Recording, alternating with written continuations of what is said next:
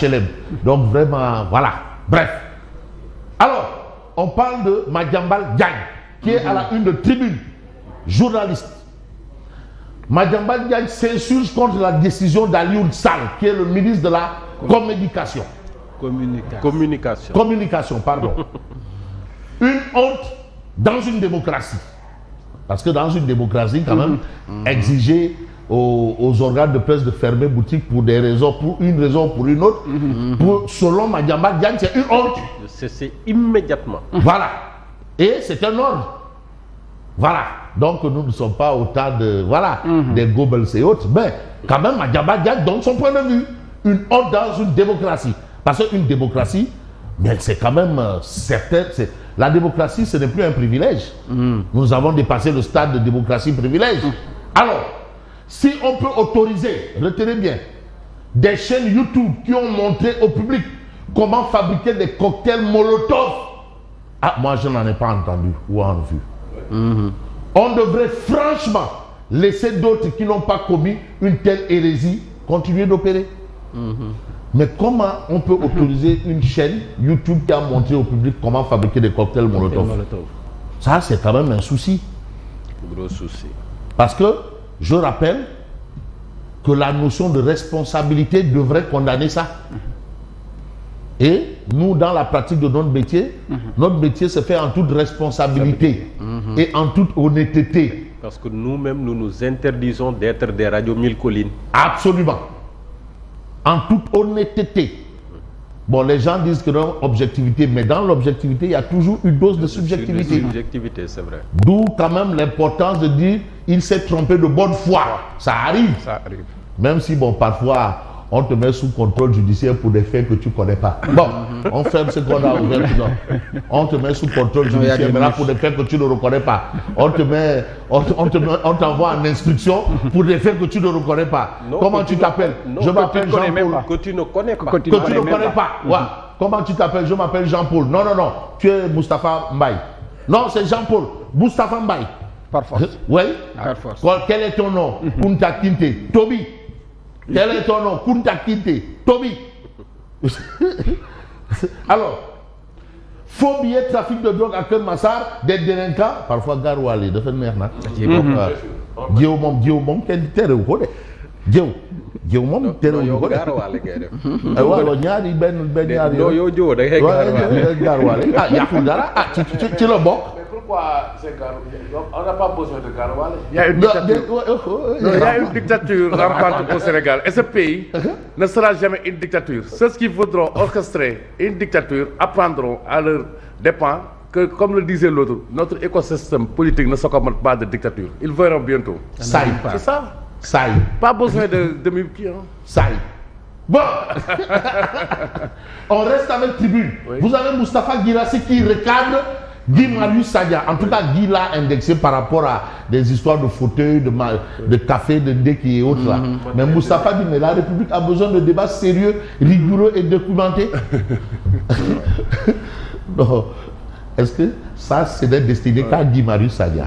Parce que aussi, ce que Guirassy dit, c'est bon pour plus que Guy Marius Sagna. Hein?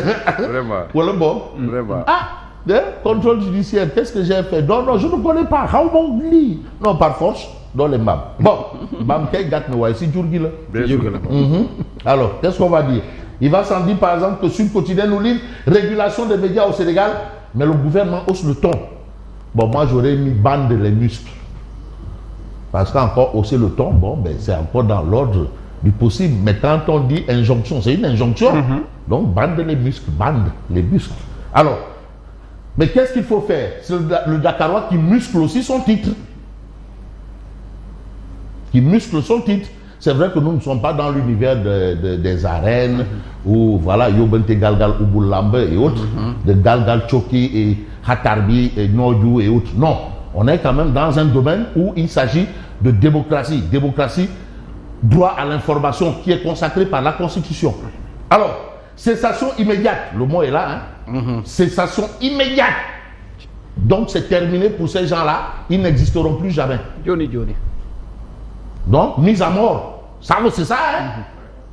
Ils n'existeront plus jamais. et leurs employés là, qu'ils aillent traire. Bon, ils peuvent aller cultiver aussi, hein, ça change rien. De diffusion ou péché, hein.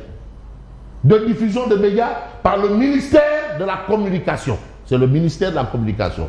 Parce que quand même, je crois que c'est consacré par la Constitution, qui est au-dessus de toute contingence et des contingences.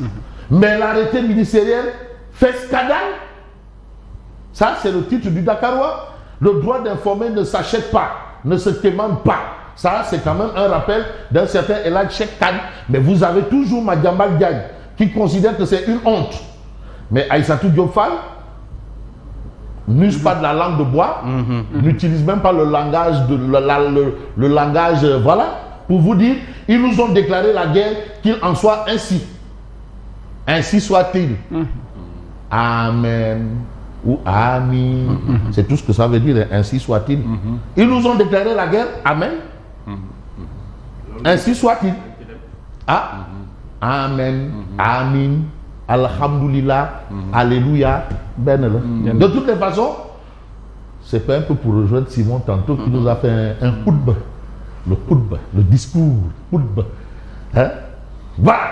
Mais vous avez Walf Quotidien qui parle de passe d'armes entre le ministre Guirassy et le député Guy Marius Sagna.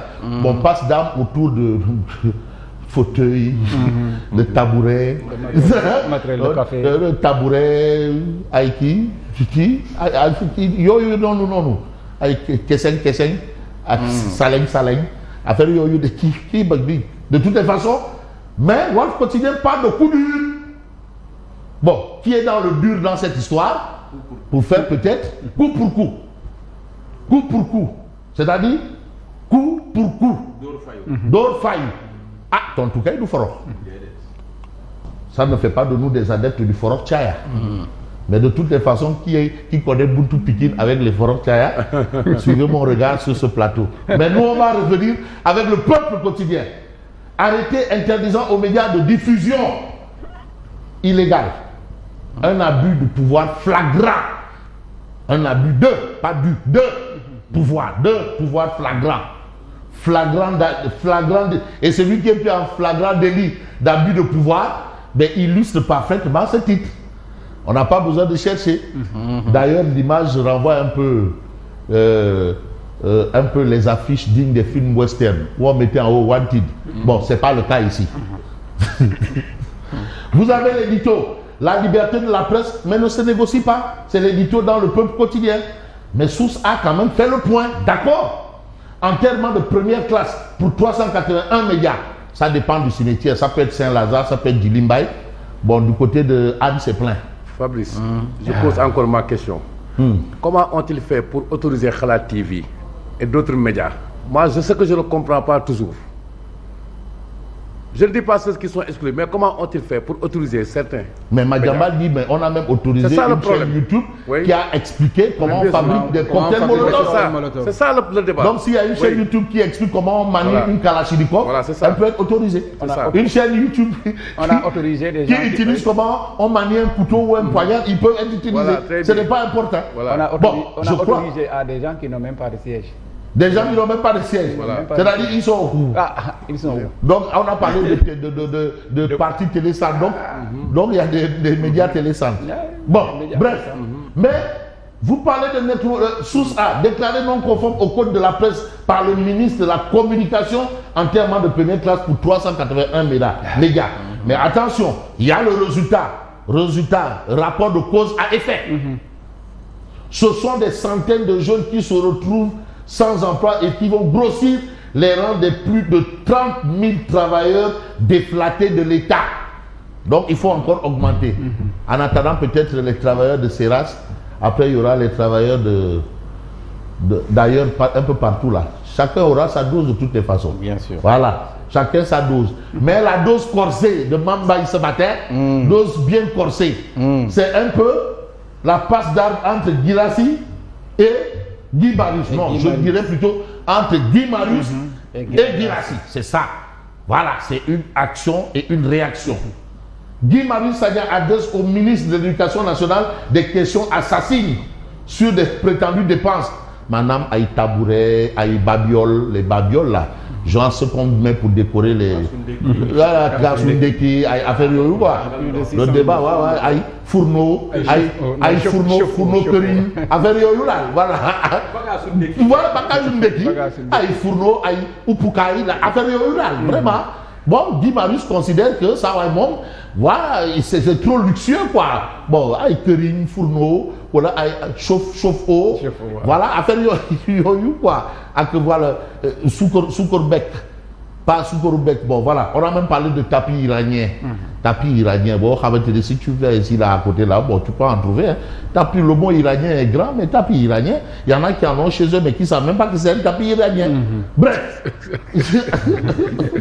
ils savent même pas parce que am na les tapis la plupart des tapis gars yi di jaay ambulant boutique mbagg tapis yi là c'est les tapis iraniens c'est pas grand chose bon bref peut-être c'est le nom qui est grand voilà quand tu dis voiture américaine ça peut être pas grand chose aussi hein.